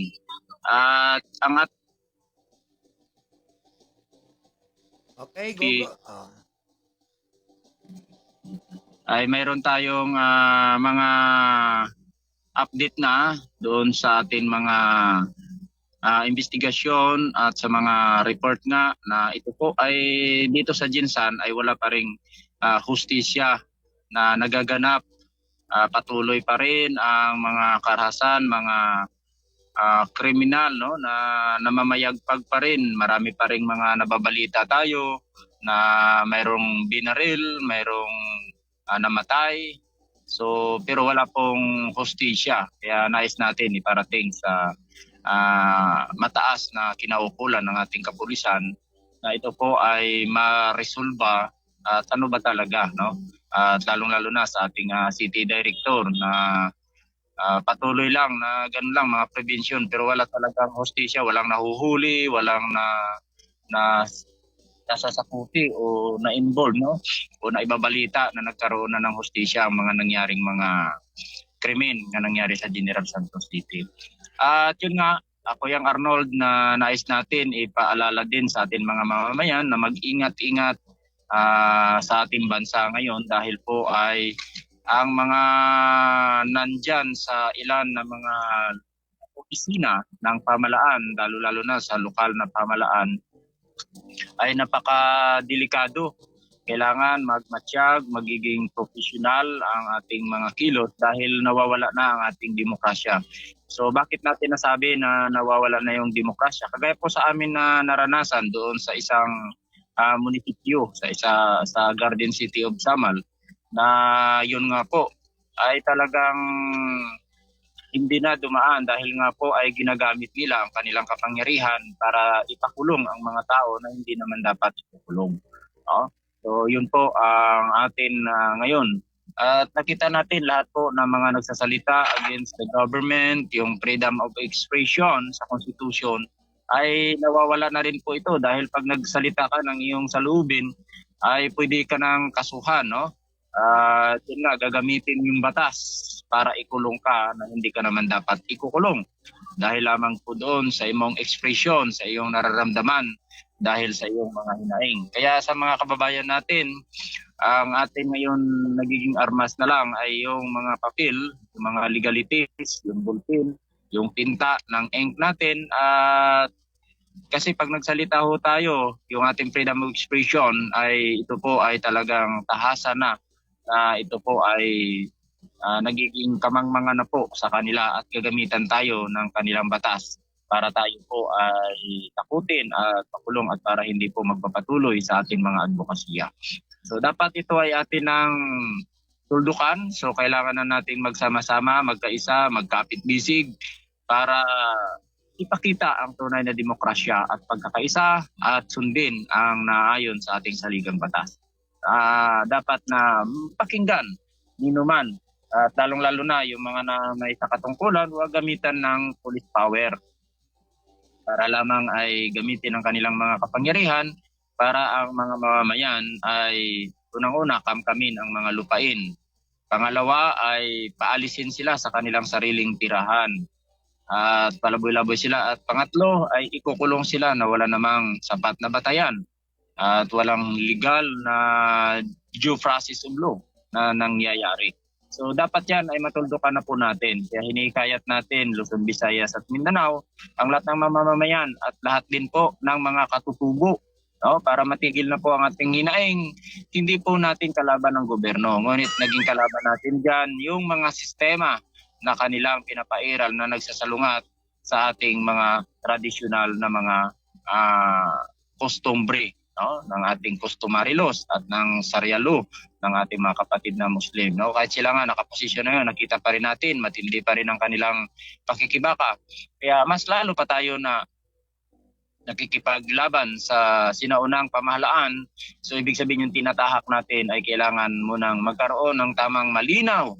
Huwag natin abusuin din ang ating kapangyarihan. Kaya sa ngayon po ay actually papunta din po kami sa isang IPMR, no, na inisyuhan din ng DAR ng demolition, no. So may sirip din pala ang DAR. At nagulat po ang ating katutubong Blaan doon sa Tupi na sila po ay nagkaroon ng ganito tapos pinapaalis po sila. So mayroon pong certain date na binigay sa kanila, ultimatum, na sila ay pinapalayas din sa sarili nilang lupain.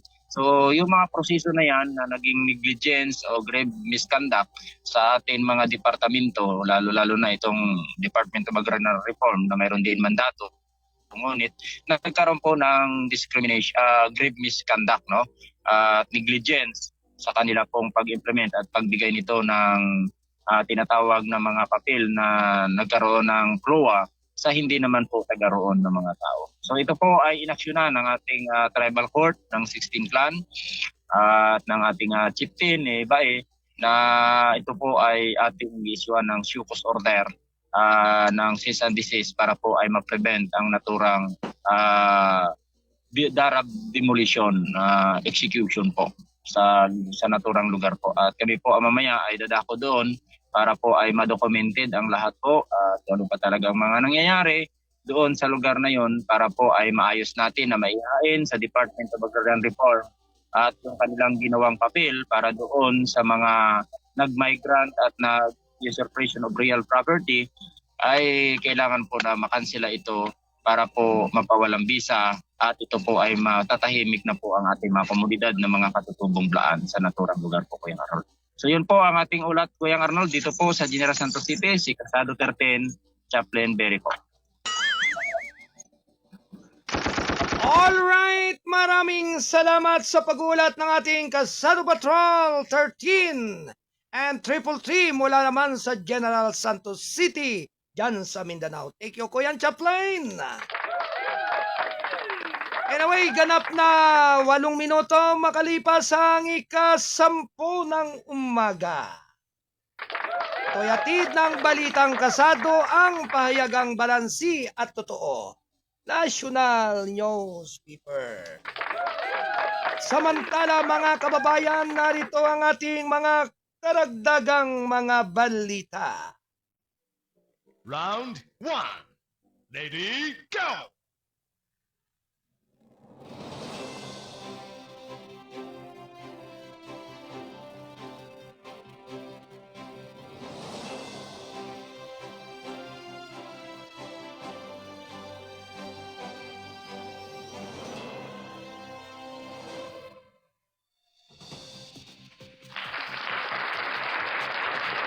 Samantala mga kababayan, AFP handang sundin ang mga utos sa kaguluhan sa gitnang silangan.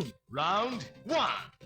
Lady, go! Sinabi ng iba't ibang sangay ng Armed Forces of the Philippines itong Martes na handa silang ipatupad ang anumang direkta na may kaugnayan sa kaguluhan sa gitnang silangan. Kabilang ng repatriation